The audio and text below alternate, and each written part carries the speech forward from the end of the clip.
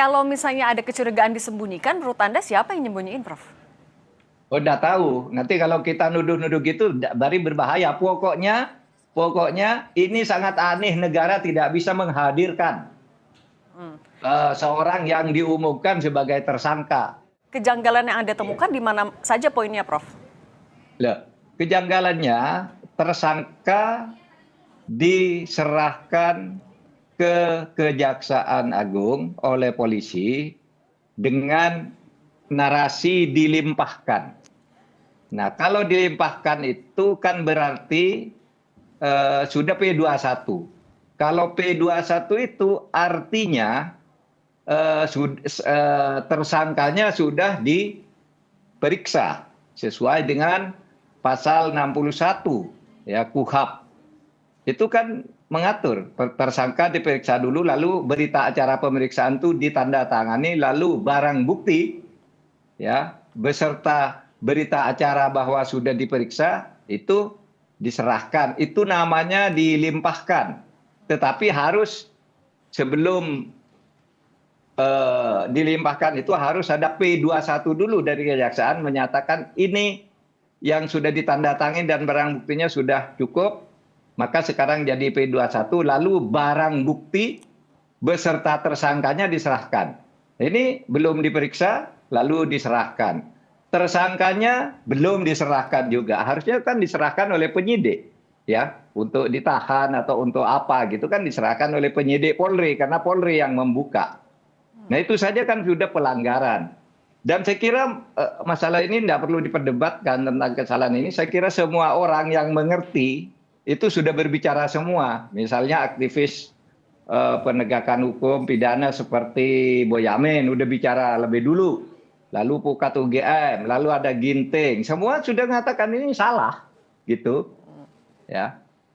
Oke. Oleh sebab itu, ya mari kita lihat perkembangannya. Kesalahan ini mau diapakan? Karena hukum itu, Mbak, hukum itu setiap term itu mempunyai arti stipulatif. Misalnya antara dilimpahkan dengan diserahkan itu kan beda. Kalau dilimpahkan tuh ukurannya hanya satu, sudah diperiksa, sudah P21 dan sudah cukup alat Oke. bukti, diserahkan.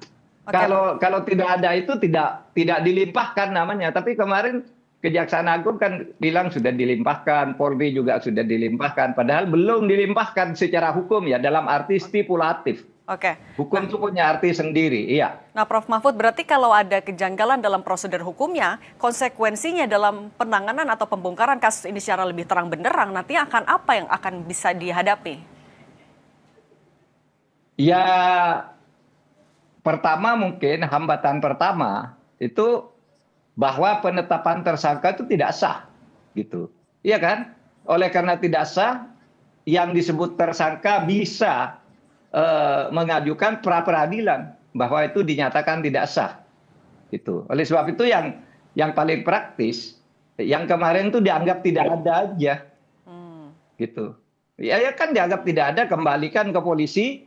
Kan kemarin belum ada berita acara yang resmi bahwa itu pelimpahan kan. Itu hanya di dalam jumpa pers, lalu apa? Kan ada format sendiri.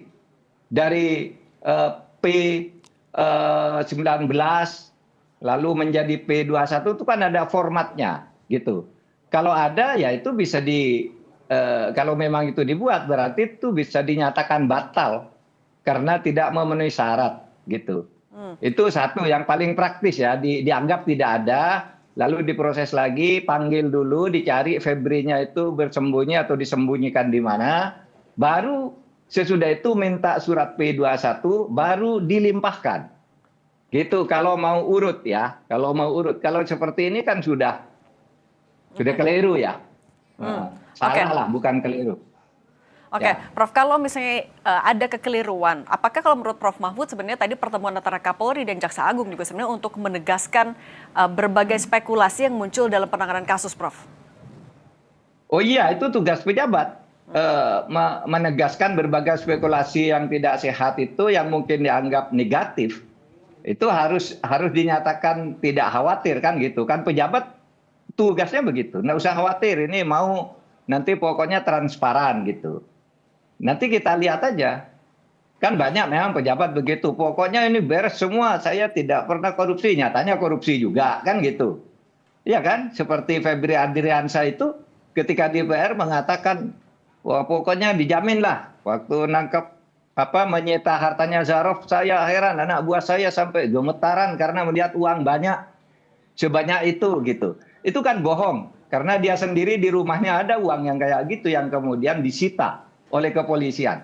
Jadi kalau pejabat di depan publik harus itu memberi sinyal-sinyal yang positif meskipun sebenarnya negatif. Gitu. Oke. Nah, Prof, dengan barang bukti atau ya alat buktinya kan juga besar sekali untuk uang dan juga emasnya. Tapi kan keberadaan Febri Adriansyah masih jadi tanda tanya. Sebenarnya seberapa genting atau seberapa penting Febri Adriansyah ini juga untuk segera ditahan saja sama Kejagung? Ya seharusnya gitu. Karena satu, orang tidak ditahan itu kalau ancaman hukumannya di bawah 5 tahun kan gitu. Lalu yang kedua kalau dikhawatirkan, kalau tidak dikhawatirkan melarikan diri, iya kan?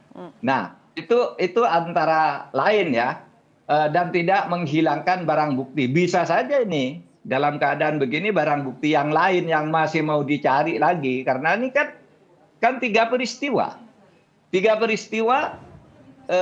atau 3 kasus ini baru diselidiki di 2 tempat, baru digeledah di 2 tempat. Kan bisa saja dari kasus-kasus ini muncul nanti, sehingga bisa saja terjadi upaya penghilangan, upaya melarikan diri dan sebagainya itu.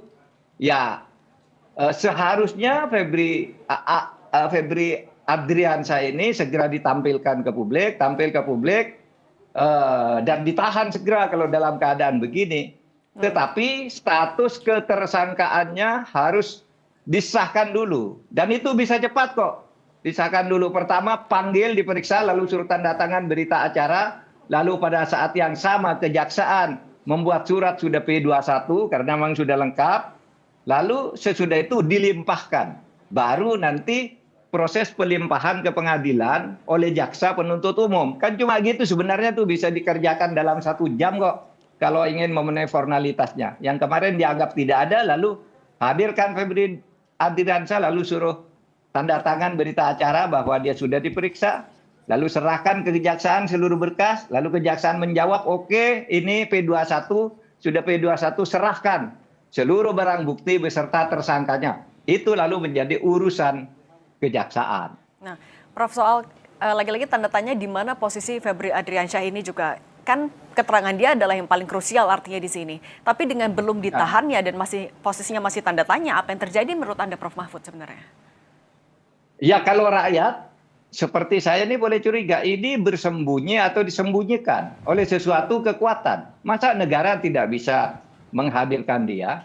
Masa negara tidak mengumumkan dia ada di suatu tempat ini? Dan seterusnya. Apalagi dikatakan sudah dilimpahkan meskipun secara yuridis itu belum ada pelimpahan sekarang ini. Ya, berdasar pasal 61 KUHP. Gitu Mbak. Oke, kalau misalnya ada kecurigaan disembunyikan, menurut Anda siapa yang nyembunyiin, Prof? Oh, udah tahu. Nanti kalau kita nuduh-nuduh gitu, bari berbahaya. Pokoknya ini sangat aneh negara tidak bisa menghadirkan seorang yang diumumkan sebagai tersangka. Dan tapi berarti kan barang, aneh. Dan berarti Ya, barang kan bukti aneh, sebanyak kan? itu juga, Prof, bisa dipastikan tidak hanya milik Febri seorang. Ya bisa saja, bukan milik Febri seorang. Nah makanya dihadirkan dia. Dan menurut saya, menurut keyakinan saya, polisi itu sudah tahu uang itu dari siapa, siapa yang bawa, kan tidak sembarangan. Ya, tidak sembarangan menyita begitu. Pasti tahu ini uang dari siapa, tanggal berapa, dibawa dengan apa, tuh sudah pasti ada catatannya di polisi. Polisi kita tuh dalam hal-hal begini, asal jangan diganggu, profesional kok menemukan hal gitu. Tinggal sekarang hadirkan jaksa, lalu tunjukkan ini uang tanggal sekian, lewat mobil ini, jumlahnya sekian, yang mengirim ini tuh pasti rinci temuan polisi itu. Itu. Nah, Prof, yang apalagi sekarang, ya sekarang ini sudah beredar ya jaringan bisnis keluarga keluarga Febri Ardiansyah ini dimuat di dalam AFU ID itu gila-gilaan juga tuh. Oke. Prof, yang juga jadi kekhawatiran adalah dari publik adalah jangan sampai ini dilokalisasi nanti tersangkanya hanya sampai Febri Ardiansyah saja. Kalau Anda meyakini apakah Kejagung akan bisa membongkar sampai ke tokoh-tokoh lain? Saya tidak yakin, meskipun mungkin Kejaksaan Agung selalu menjamin itu. Oleh sebab itu saya lebih setuju sebenarnya yang tidak melanggar hukum acara dan ada kepastiannya ini supaya diambil alih oleh Komisi Pemberantasan Korupsi. Tetapi saya kira Kejaksaan Agung akan keberatan melakukan ini, kan gitu. Itu menyangkut prestise kelembagaan, menyangkut marwah kelembagaan, pasti diartikan begitu. Tapi kalau sudah begini kan memang jadi masalah nanti hukum acaranya. Oke. Secara hukum ini sebenarnya belum ada pelimpahan. Secara hukum ya. Oke. Baik. Iya. Oke, baik. Prof. Mahfud MD, nanti kita juga nantikan bagaimana janji dari Kejaksaan Agung membongkar kasus ini terang-terangnya. Prof. Mahfud MD, mantan Menko Polhukam, terima kasih sudah berbagi pandangan bersama kami. Saya salut, Prof. Makasih, Cindy.